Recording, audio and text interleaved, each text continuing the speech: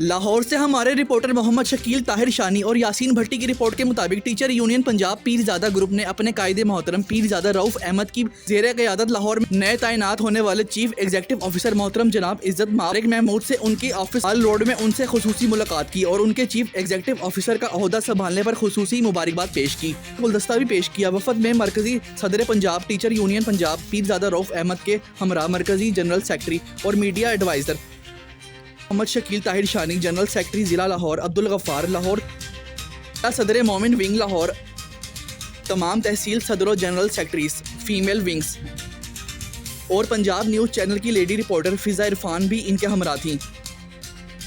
Punjab teacher union Punjab के मरकज़ी सदर पीरजादा रऊफ अहमद ने